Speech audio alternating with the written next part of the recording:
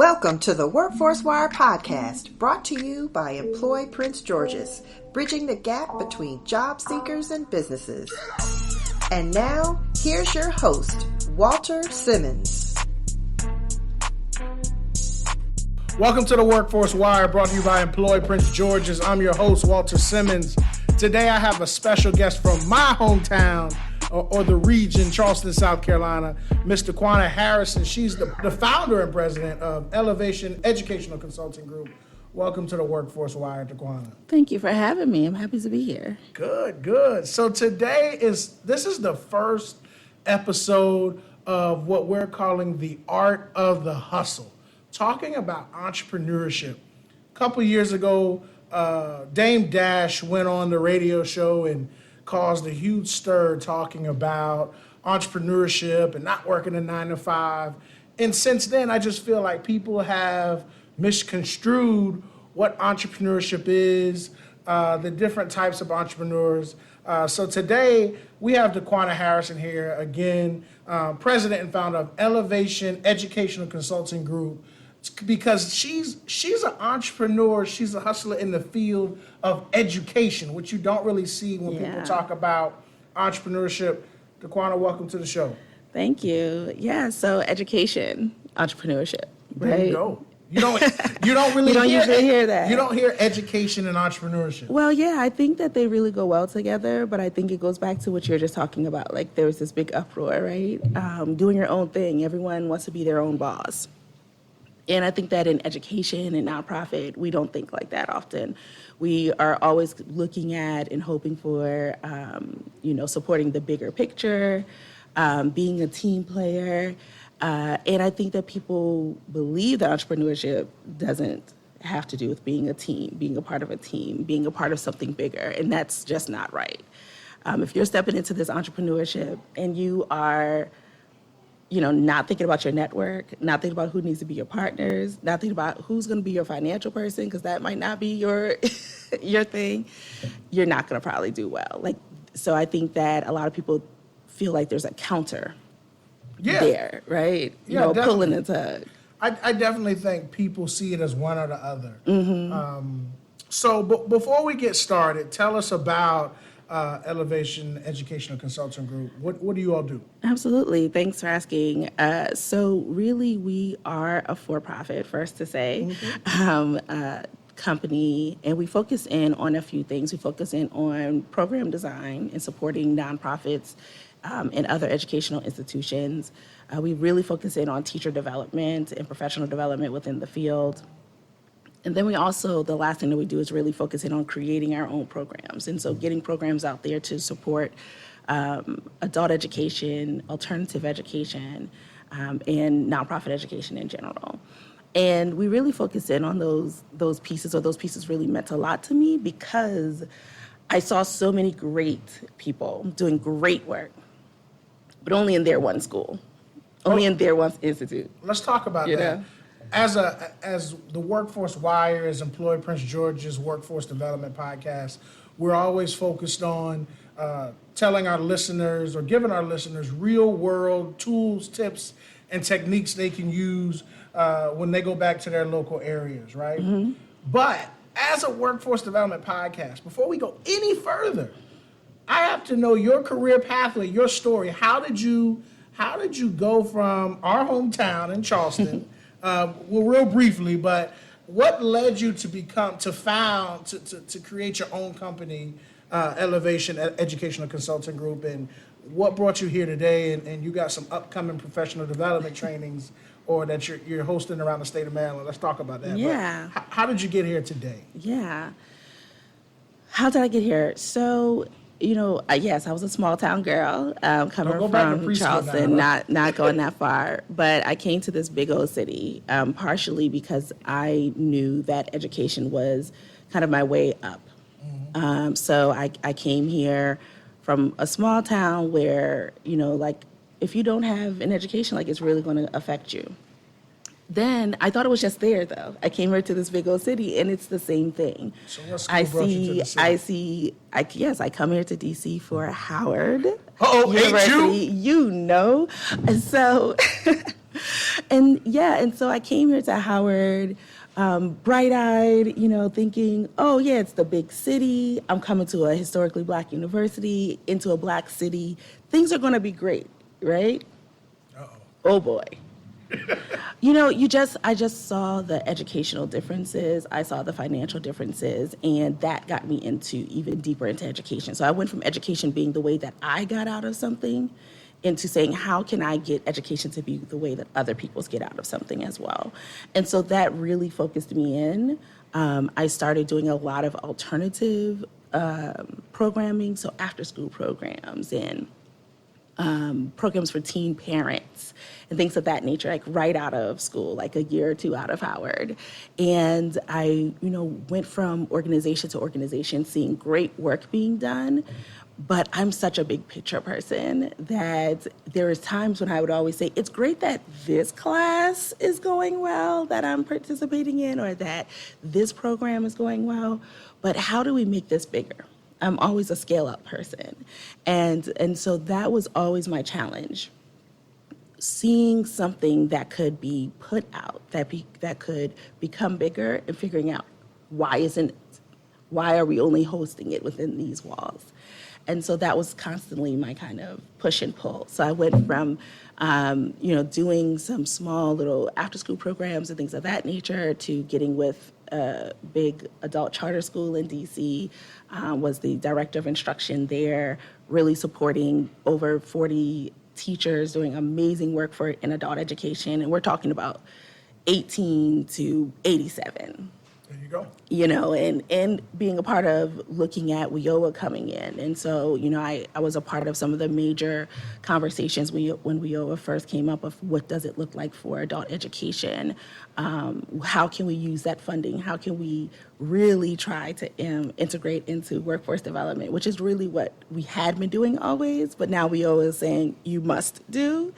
And just so, my pathway it moved around a lot, and then it finally got settled. And when it got settled in on adult education and seeing that as a pathway for people, I wanted it to be bigger.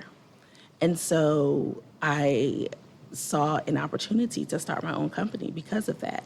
I saw an opportunity to use my network, that I had a very strong network, to bring in other great workers, right? And so I saw amazing teachers doing amazing work.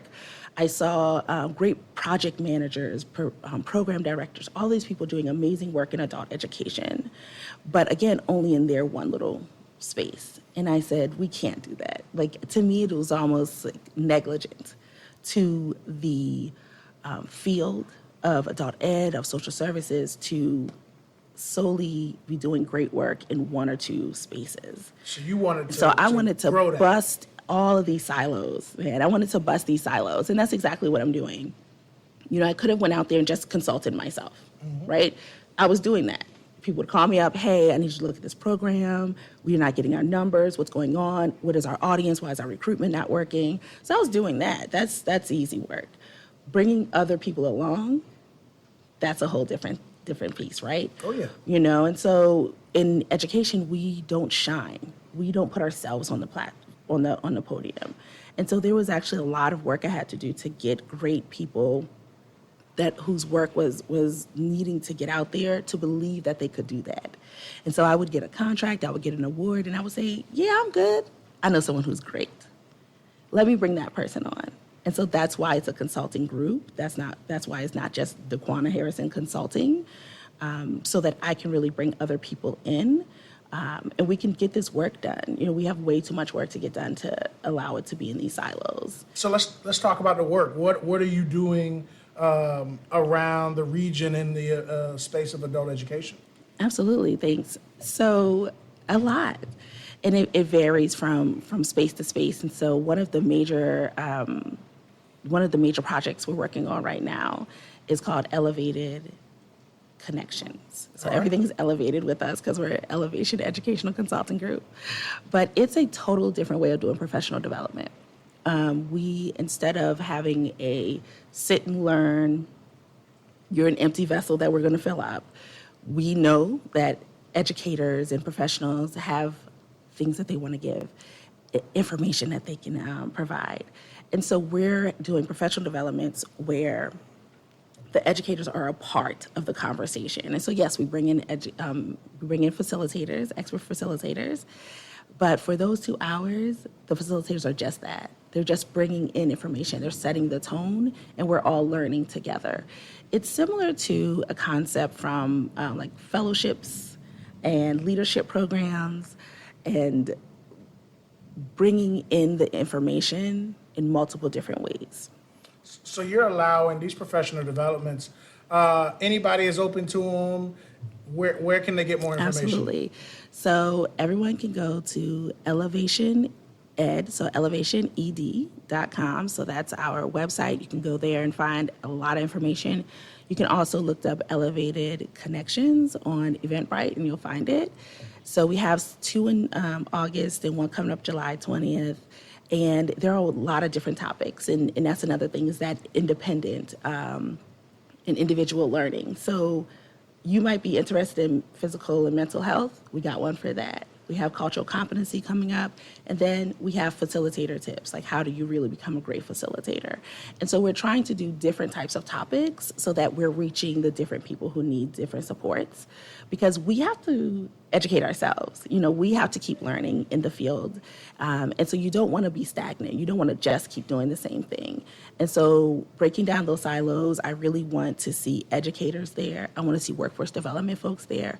Social services, huge. It's so connected to adult education and workforce development, because a lot of the folks that need social services need those supports as well. And so we're doing the Elevated Connection series. You can look it up on our website. I really hope to see people in the Maryland area come out. It's at College Park in the mighty Prince George's County. Okay.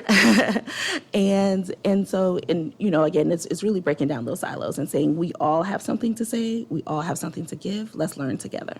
All right, so that's great. Elevation Educational Consulting Group, that's elevationed.com. So you're doing a lot in the space of adult education, but this series of episodes is the art of the hustle, talking about entrepreneurship. You know, a lot of people don't understand what entrepreneurship is, and a lot of people don't realize what the Workforce Innovation and Opportunity Act, WIOA, WIOA, whatever you want to call it, in youth and adults, entrepreneurship is a service that we must provide or deliver. So, you know, part of what I want to start at talking with our listeners, job seekers, workforce development professionals is entrepreneurship, and how do we prepare? How do we get people on the right track? And then also for a lot of young people going into the workforce or in the labor force today, we're moving into a gig economy. Yeah. We're living into where everybody can be their own individual entrepreneur. Yeah. You can deliver Uber, you can DoorDash, you can pick up groceries, you can do errands, and really make a living off of 6 or 7 different gigs, and you're your own entrepreneur. Mm-hmm. First things first, you know, what did you see? What was your biggest obstacle when starting Elevation Educational Consulting Group? I would say one of the bigger obstacles is, as a small business, being seen as a small business is a negative at times. And so I think that one of the obstacles was showing people that it was more than just kind of a dream. It was more than, you know, just a hobby. And so, you know, I really had to put a big, you know, I had to make a big step of, you know, investing in the website. Branding. Investing in branding, you know, getting myself out there, putting my own money on the table to say, I'm going to these 3 conferences this year. I am going to talk to these people. I am going to, you know, put myself out there. And so one of the things that I would say if someone is really thinking about this entrepreneur life is to really plan it out. Plan out your first 6 months. Plan out your first 9 months. What do you want to do? What goals do you need to reach? And how do you get there? It can't just be... It's just not going to happen. It's not going to drop down. No, it just doesn't happen, you know? And I love people talking about Facebook and Google and all of these places that, you know, Mac, Apple, they started in a garage, you know? And I love those stories. But that's not most people's stories. And most people... they need to know the difference between an entrepreneur story that's focused in on a product versus a service. That's a huge piece. If you're doing a service as opposed to a product, you have to get yourself out there. People don't know they need your service. And so, yeah, you might be, putting together tables and assembling things as your business. You may be doing truck hauling, right, as your business. But unless people know that you're out there, know that's what they need, they don't know how to reach you. They don't know how to reach you. So you said something that was key here. In Prince George's County at Employ Prince George's, and for more information about our programs, you can visit www.employpg.org. Again, employpg.org. And our entrepreneurship process, we're starting to focus on self-sufficiency. And you said something very key here that I think is lost. You have to put your own money into your business before you generate revenue, before you generate a profit. Absolutely. So how would you, what would you say to people who want to start a business that are working? How does that transition go? What was your transition like? First of all, know that you need a transition and plan that out. My transition, I purposefully took jobs that I knew gave me the leverage that I needed and gave me the finances that I needed. And so, think about those two pieces of the puzzle, and also think about any kind of education that you might need before you step out there, because you want to be grounded. Number two, I would say, is that you have to plan it out. If you are right now spending 25% of your income on something, whatever, I'm not going to put anything out there because I'm not judging anybody on how they make their money. But I would say 25-30% of your income needs to start going towards your business, and just putting that money aside. Again, branding. I had to get someone to design my logo. You could just go out there, and get it done, but I had to get that money first. And so really putting that money aside, I put that money aside for about a year and a half. Wow. Yeah. So about a year and a half. So you saved a year and a half before you really jumped out there. Yeah, and I actually had my business while I was working. Okay. And so it was, legit through the government and, all of those things. That's really important. But I didn't really fully go 100% in until about a year and a half into having the business. What made you feel comfortable? Now, Daquanna has given a lot of good information here, everybody, if you're soaking it in, that you have to plan. You need to make sure that while you're preparing for your entrepreneurship venture, your business, that your current career aligns and you look at opportunities where you can make those your current career and your entrepreneurship venture kind of coincide so you can leverage resources. She also said register your business with the government. Make sure it's legal. Because you can't get any contracts with any government educational institution that receives government funding if you aren't in good standing with your taxes in your state. So that's a key right there. And can I put one pin on that? Is that so many people came to me and said, hey, just start a nonprofit and you can get all these grants. That is not the way that works. No. You have to write, you have to work, you have to have yourself already connected well. There's so many pieces of the puzzle that you have to do before you can just go out there and make or get money. Oh, yeah, your network is your net worth, and you have to leverage that. But you did jump into something, right? When you said, what made you say, okay, I'm going to put this full-time, comfortable salary job behind you and take the leap? What made that transition for you? What let you know you were ready? Because there's a lot of people out there who are working and have businesses, and they're not making the leap yet. There's people who want to know when to make the leap. How did you know when it was time? There's a few things that happened. Number one, I had a really good network, as you've already talked about, who knew I was doing this and who I asked them to check in on me. And so get mentors, get networks, get people who are checking in on you. There was a few conversations I had when they said, well, if you're at that point, why aren't you doing this full time? What's scary to you? And that, number one, was really good. So having a network and having a group that's really checking in on you. Another piece of it was I kept looking at the balance of things. When you are doing your own work, no one else is watching you.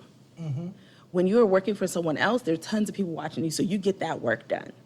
When I started to be able to be to the point where even though no one was watching me, I still wanted to do the work.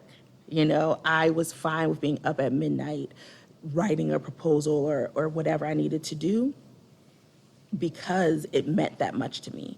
And so really being able to convert that passion into real work is where it really aligned for me. And I had to say, well, if I can give this much to two businesses, right, my actual career and my business, what would happen if I gave it all to my business? And the key thing I think for you is you mentioned like mature enough. There's like business maturity where you knew that at 12 a.m. in the morning after working all day, and you know that you were ready. You were still doing this and you were committed. I feel like you feel like there's like a business maturity that you were vested at that point. You're fully vested, and also others are. And so that's the last thing I'll say is that I started getting enough work that contract, revenue. Revenue. You start getting revenue. You're starting, and again, I had other people that I was bringing in. I was, looking at my QuickBooks. You got to have some kind of financial way that you're checking yourself. And I was giving a lot of money to contractors, right? People that I was contracting with, my consultants. Mm-hmm. And I saw that I could do it. I saw that it was already happening. And I think that that's a big piece for me. I would say I would not have been comfortable just jumping out there and doing that first year of work that I did without any other income or without doing anything else. You had money saved up. You were prepared. Yeah. And so you have to take that time to prepare yourself. And what I'll say to a lot of the people with just the entrepreneur creative spirit, that passion, that project will be there in a year.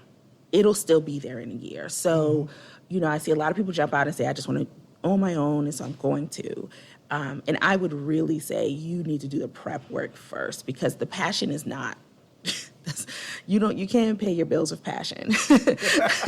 So really be thoughtful of when you make that decision to kind of give it all up, and know that you don't have to. There's many people who work years, both a job and their entrepreneurship focus or their business. So do it, plan it out. Know that passion isn't enough. Really check in with your network. If you can't get, the kind of revenue that you need to get within that first 2 years, then you need to decide, is it the work or is it the service? Am I not working enough to go towards that? Am I kind of sitting back expecting things to happen? Am I only, getting contracts with my best friends? That was one of the things that I did, was I kept making goals of expanding my network and expanding who I worked with. And so right now, I'm more or less in year 3, and I am at the 4th degree. And so what I say by that is that you, in your network, you have a first degree, right? Mm-hmm. So you know that person from just however you know them. Then you have the 2nd degree. Those are people you know from someone else, and on. Yeah. 3rd degree. Right now I'm at my 4th degree. And you're in year 3. I'm working, yeah. So we're a little. Year 3 is the pinnacle year. Year 3 is a big most year. Businesses do not get to year 3. So you're in your 4th degree of connections. You're in year 3. You're really getting ready to make that hump where people say you're a sustainable business. That's it. And that's why a part of this planning process matters, because that first year, no matter how good you are getting, especially if you're service focused, people are going to look at you and say, but can you do it? Exactly. Can you really do it? And that's what they don't trust small businesses. You got to get over that. You have to get over that. And now I'm in that space where number one, I have done enough to show that I can do it. So I have the data, I have the proof, the performance, past performance. I have people, again, and that's why this kind of who's talking for you, who's generating business for you. It's no longer my best friend saying, hey, my friend works really hard and it's really great. It's people who I've worked with and worked for, again, 3rd, 4th degree of separation, who's saying, hey, I know this business who does great work. I want to tell someone else about it. And a lot of people don't realize your reputation in business goes much further when the person that's speaking for you doesn't know Yep. you. So that's, I congratulations on that. Thank you. But one thing that's synonymous in everything that you keep saying is the work. I tell people all the time, and that's why this is the heart of the hustle, because I'm going to use a quote from Inky Johnson here. He said, "Commitment is being true to what you said you were going to do long after the mood that you set it in has left," right? Yeah. And so you were talking about that passion will be there, but you're up at 12 o'clock. A lot of our young people today, and if you're a young entrepreneur, you want to be an entrepreneur, you're listening, this is probably going to be the biggest key to this 30-minute podcast, the work. The work. Talk to the people about how hard it is. Because a lot of people think, getting an entrepreneur, I'm not going to do the 9 to 5. You're not. You're not. You're doing a 9 to 9. You're doing a 9 to 9. So the 9 to people get. She said a 9 longer. to 9. Get rid of the 9 to 5 and 9 to 9. I say. Tell us about the 9 to 9 life. Yeah, the passion is a part of it. And that's that piece that gets you to the 9 to 5, and then the extra 4 hours is something else. So that's where the passion comes in. That's when the passion comes in, because you have something, you need something to sustain you. And so I'll put it like this. So first of all, I love the idea of entrepreneurship, but really to me it's about, are you making a business or are you just kind of getting yourself out there? So I think that's two different things, and both of them are great. Like Jay-Z said, I'm a business. Man. There you go. So when you are making a business, the thing I'll do is tell you to step back and think about any business that you know, all the departments that they have, all of the staff that they have. When you're starting out, you're all of those things. Okay? I was doing my timesheets for my staff last night. I do my QuickBooks and my finances. Of course, I have consultants for some pieces of the puzzle, some of my communication strategies and things of that nature. But that's also money. So you have to work to the point of even getting people who can do that work for you, right? So it's all a hustle. It's consistently looking at your forecast and your budget and trying to say, I want to do this event. This event's going to cost me $1,000. But it's also going to cost me so much time and effort. And time is it money. Worth it? What is my goal from this event, right? So it really is a hustle. I send out, sometimes I think I'm at the average now of about 6 months return. So a conversation that I have with you today, it's July, this is perfect, it's July. Conversation I have with you today, I'm probably not going to see the benefits of that till December or January. And you have to be okay with that when you're running a business. You have to. And you have to understand that it's not when you're talking about a product versus a service. So you're a service entrepreneur. It's not necessarily a transactional relationship where you're going to come to employ Prince George's today and walk out with a contract, which we know. She knew that before she got here. That's very clear. No, that is not the expectation. She knew that before she got here. So, but that's another key you have to understand in starting your business is what type of business are you in? Yeah. What, Daquanna talked about knowing your market, and that's knowing your market is about, are you a professional or subject matter expert in knowing the people around you? Mm-hmm. So how many hours, if you know that everything you're doing is 6 months, what do you think when you first started, how many hours per week? People say a 40-hour work week is traditional. When you started out, how many hours per week were you putting in? Man, in your first 6 months? Yeah, my first 6 months, I would say, it was definitely 60 hours plus. Because and then what are you doing now? Now? Oh, well, things are a little bit easier now. A little bit easier now? You back down to 40? Got a few consultants here and there, Okay. I got a program running right now that, I'm not at. You're not there. I'm not there. And that's the other piece is scaling up. That's the thing. That's the last thing I'll maybe say to people is that you need to think about who have you worked with that done good work? What do they look like? And try to get them on your team. I really have brought in some really great people that I've worked with in the past and been able to bring them onto my team. And not long term, I don't have a full-time employees, but I have consultants, and that has worked out really well for me. And you have to know how to be a boss. You have to know how. Ooh. You have to. Ooh. Even if you aren't planning on having staff, you need to know how to be a boss. You need to know how to manage your time. You need to know how to manage people. You need to know how to manage finances. And so really just looking at this holistically, like step back. Everything, I get it that this entrepreneurship is really big right now, and the gig economy is really big right now. But anything that you do, you should really dig deep and go in, right? So if you're going to do that, do that. Manage your time that you have for Uber versus Lyft versus TaskRabbit, right? Figure out what times will I get more money from Uber than I would for Lyft, and then I'm going to go only on that time. Work around your other things, other roles in your life. Maximize your day. Yeah, you have to maximize your day because everyone wants a piece of you when it's yours. Everyone wants a piece of you, and you have to decide, where does that go? How do I get something out of this? What is my main goal? And sometimes your goal is just more money, but sometimes your goal is growth. And if that's your goal, you have to think through and make sure that you're focusing on that, and that's what bosses do. So, in general, what a lot of people don't realize, return on investment, and when you're in a business setting, you're being that boss. The return isn't always a monetary return, but it could lead to more monetary.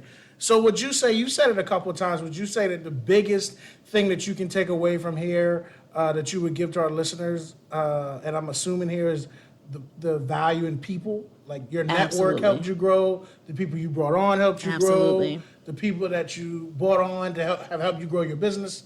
That's the biggest takeaway. People who believed in me from the beginning. Okay. Yeah, I would say that. And I'll even use us as an example. Do you want to tell the listeners how we first met in that very weird email that you were thought was spam? Yeah, we got a little bit of time left, and let's tell people about it. Go ahead. So Daquanna reached out to me for an event for Adult Education Week, National Adult Education Week, and she asked me to speak. And at first, I just thought, at first I was like, it's spam, and I don't even do adult education. And then I kind of asked around. That's what it was. Daquanna followed up with me, and I asked around, and people kept, every time I talked to like 2 or 3 people, they're like, oh, she's great. Yeah, whatever she's doing is good. I don't. Another person was like, yeah, I'm going to the same event.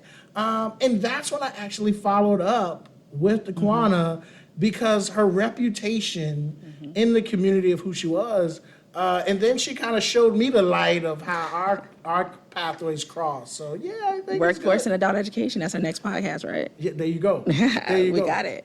But and I think that's the example. I'm looking to see who's great. I saw from LinkedIn and other sources, okay, this guy's great. I'm going to bring him in. Oh. He then had to double check that I was great too, because greatness love greatness. And thankfully, I had that network already. That happens with awards. When you're trying to get an award, you're trying to get a proposal done, you're trying to get your grants.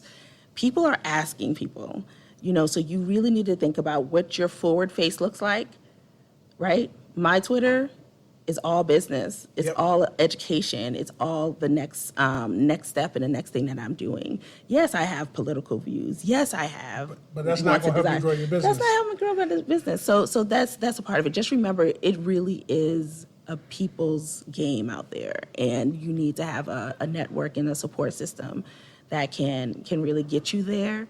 And then, I think that would be the key that I would tell others. Great. Well, today we had Daquanna Harrison, the president and founder of Elevation Educational Consulting Group. You can get more information about Elevation Educational Consulting Group at www.elevationed.com. If you're talking about becoming an entrepreneur and you're in Prince George's County, visit Employ Prince George's. We have some educational programs to help people transition from job seeker to business owner, go from employee to boss.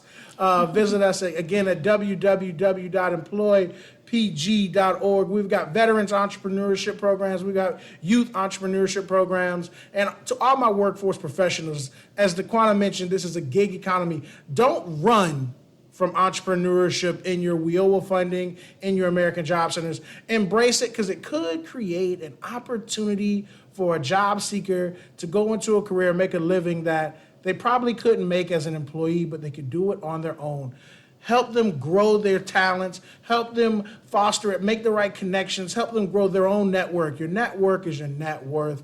And workforce professionals, you can be the conduit to change and grow somebody. So I'll leave you with that. Thank you for being on the show, Daquanna. Thank you for having me. You got it. And as she said, I'm going to bring Daquanna back on to talk about the integration of workforce development and adult education. You're going to have to stay tuned. Catch the next episode of the Workforce Wire. And you're going to have to you just got to subscribe and stay tuned so you can see when we bring her back on. But she's a dynamic individual. This is the Workforce Wire. Thank you for listening. I hope everybody has a great day.